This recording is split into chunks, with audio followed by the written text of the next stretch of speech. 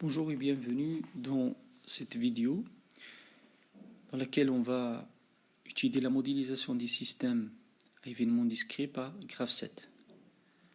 Plus précisément, nous allons traiter l'exercice 1 de TD2 qui propose d'étudier le fonctionnement d'une perceuse automatisée.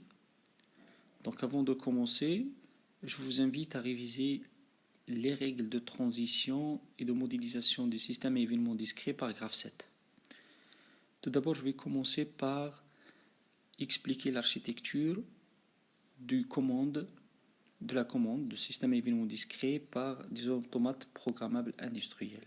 Celle-ci est composée de deux parties.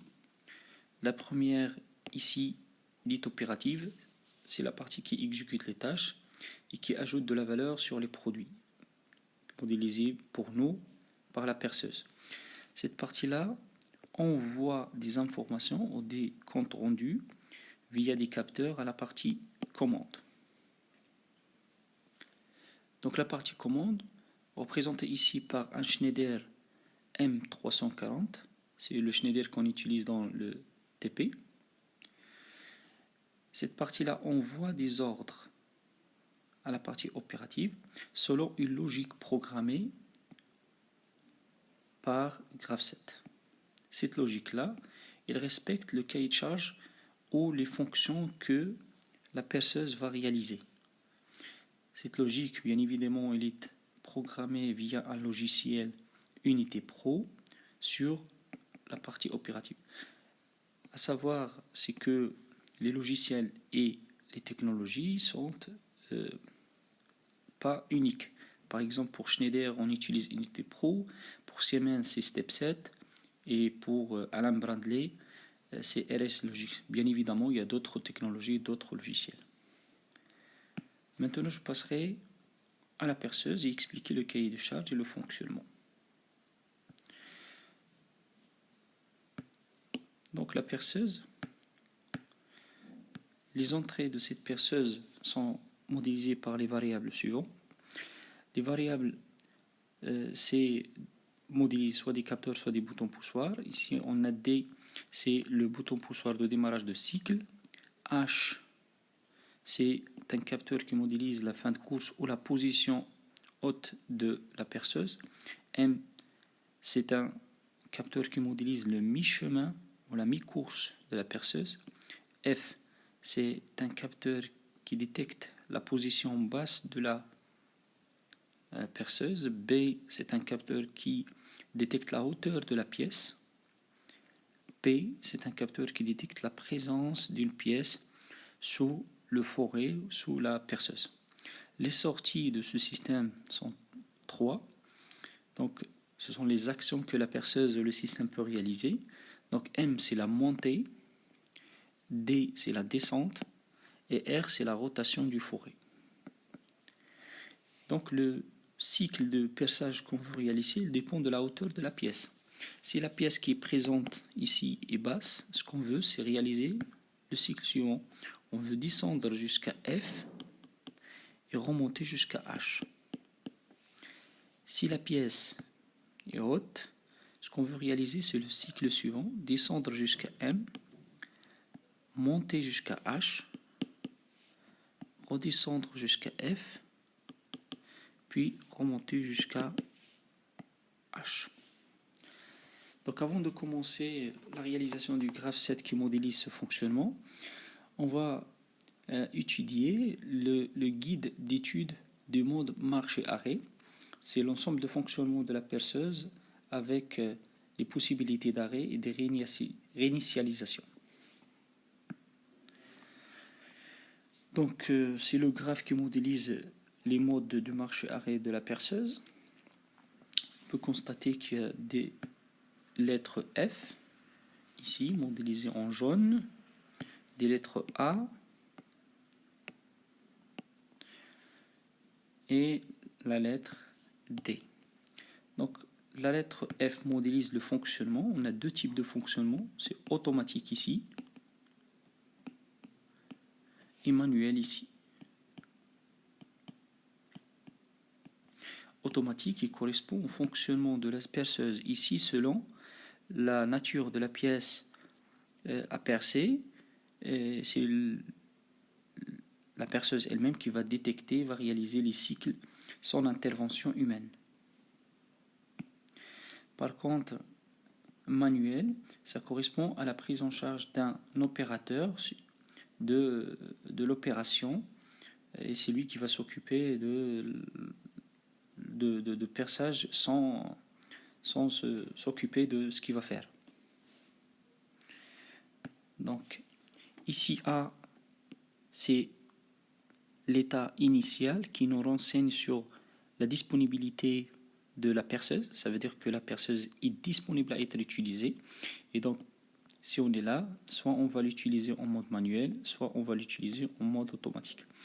Donc à partir de l'état initial disponible, si on appuie sur le bouton poussoir de départ de cycle D et la pièce est présente P, le mode automatique, ça veut dire le perçage automatique, commence. À la fin de ce cycle automatique, l'opérateur appuie sur le bouton AT pour arriver dans la procédure d'initialisation A. Cette procédure consiste tout simplement à vérifier si, après l'utilisation automatique de la perceuse, que la pièce est retirée et que la perceuse a sa place initiale.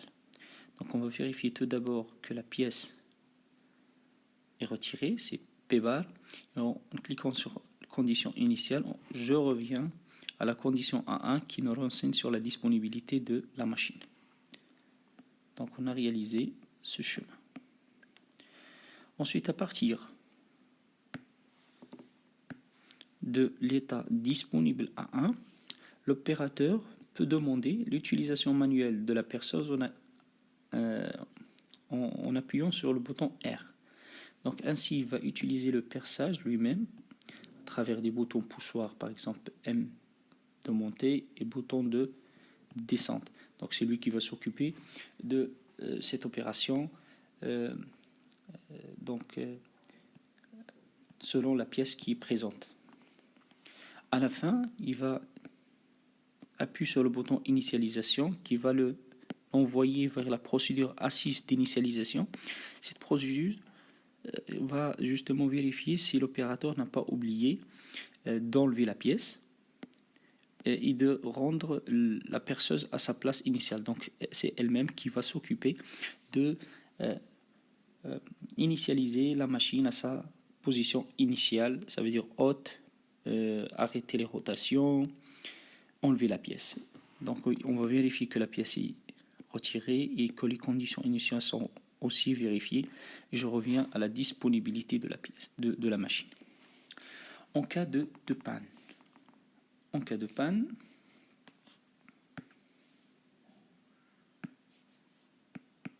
l'opérateur va appuyer sur le bouton d'urgence AU qui va l'entraîner dans D1, c'est l'état de défaillance. Dans cette case, il y a une procédure qui va arrêter d'une façon optimale toutes les autres gravesets d'avant. Ça veut dire toutes les opérations en cours vont arrêter d'une façon optimale. Qu'est-ce que ça veut dire optimale? Sans nuire au système ou à sa fonctionnalité. Tout en gardant, ça veut dire la sécurité des systèmes et des personnes qui sont à l'usine. Donc c'est un arrêt étudié optimal. Donc la procédure de cet arrêt d'urgence, il est décrit dans D1. Ensuite, l'opérateur va relâcher le bouton poussoir de l'urgence à l'utilisation prochaine, ici. Il passera à A5, c'est une procédure d'initialisation. Ici, tout simplement, c'est l'ensemble des actions de maintenance sur la machine. Par exemple, il va débloquer la pièce qui est bloquée. Et, par exemple, nettoyer tout l'espace de travail. Donc, c'est l'ensemble des actions de maintenance qu'il va réaliser. En finissant les actions, il va appuyer sur le bouton d'initialisation pour venir à A6 qui consiste à vérifier la position de la machine et que tout est bien initialiser, la pièce est retirée pour aller dans l'état A1 qui renseigne sur la disponibilité de la machine.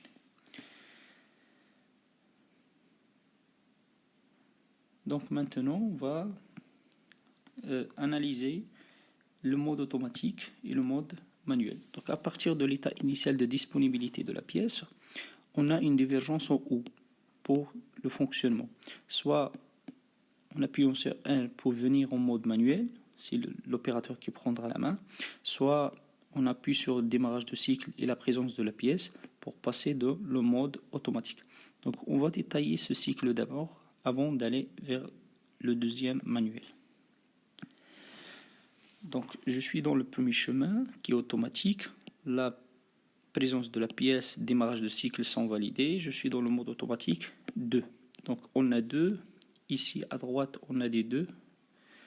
Donc c'est le détail de cette étape-là. Il est décrit tout simplement le fonctionnement automatique de la pièce, de la perceuse. Donc X2 est activé. Qu'est-ce que ça veut dire X2? C'est l'état ou la réceptivité de l'étape 2 ici. Ça veut dire que je suis là. Si je suis là, ça veut dire que cette étape est active, ça veut dire que je suis en mode automatique. Qu'est-ce que je vais faire? Je descends. Ça, c'est une divergence en A. Ça veut dire que cette branche-là va être réalisée en même temps que cette branche-là. Donc, qu'est-ce qu'il y a dans la branche à droite? C'est rotation. Ça veut dire que le forêt, ici, va commencer à tourner. Donc, il va pas s'arrêter jusqu'à la fin. Donc, et en même temps, je vais faire une descente. Donc, le forêt va descendre, la perceuse va descendre. En descendant, il va détecter la hauteur de la pièce.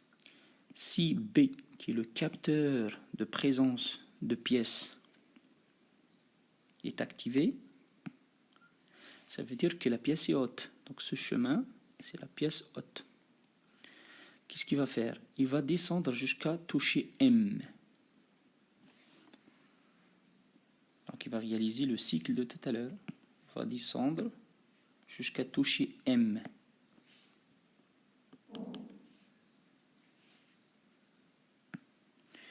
Ensuite, il va monter jusqu'à H, descendre jusqu'à F, monter jusqu'à H.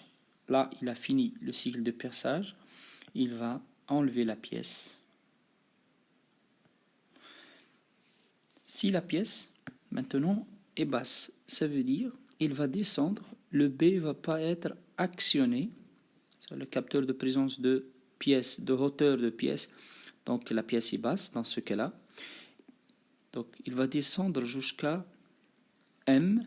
Ça veut dire jusqu'à M et la pièce n'est pas toujours, le B n'est pas toujours actionné. Là, il est sûr que la pièce est basse. Donc qu'est-ce qu'il va faire? Il va continuer de descendre jusqu'à F et monte jusqu'à H. Et vérifier que la pièce est retirée. Donc c'est vraiment le cycle qu'on a décrit ici. Tout ça, et la rotation est en marche. Donc, à ce moment-là, qu'est-ce qu'on va faire? Que la pièce est haute ou basse, qu'est-ce qu'on va faire? On va attendre. Donc ça, c'est une convergence en A. Donc on va attendre jusqu'à ce que la X3 s'active. Qu'est-ce que c'est qu'X3? C'est la réceptivité associée à cette étape-là, X3.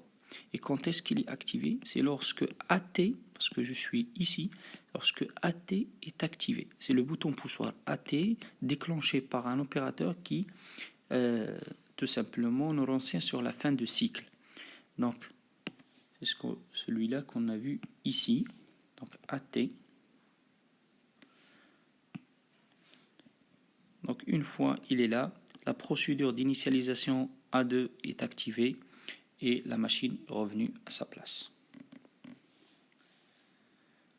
Pour le deuxième mode, ce mode-là, manuel, son graphe 7 est ici. Donc, à l'activation du bouton R pour passer au manuel, l'étape 4 est activée. Donc ici, on a des 4.0, 4.1 et 4.2 à droite. Qu'est-ce qui se passera dans cette procédure manuelle? Donc X4 est activé. Donc, on est dans l'étape 4, ça veut dire manuel. Donc c'est l'opérateur qui prendra en main le contrôle. Donc il va faire de descente avec l'opération DE, au bouton poussoir DE, et M, monter avec montée de la machine avec le bouton MO.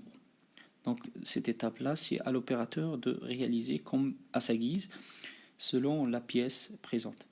Et il va finir ses opérations avec bouton poussoir init pour aller à X5. X5, c'est la procédure d'initialisation 6 qui consiste à rendre la machine à sa position initiale, ça veut dire montée, rotation arrêtée, pièce retirée. Donc là j'ai fini l'exercice et dans la prochaine vidéo on va tout simplement passer à la modélisation des automates à état fini par réseau de Petri. Merci beaucoup.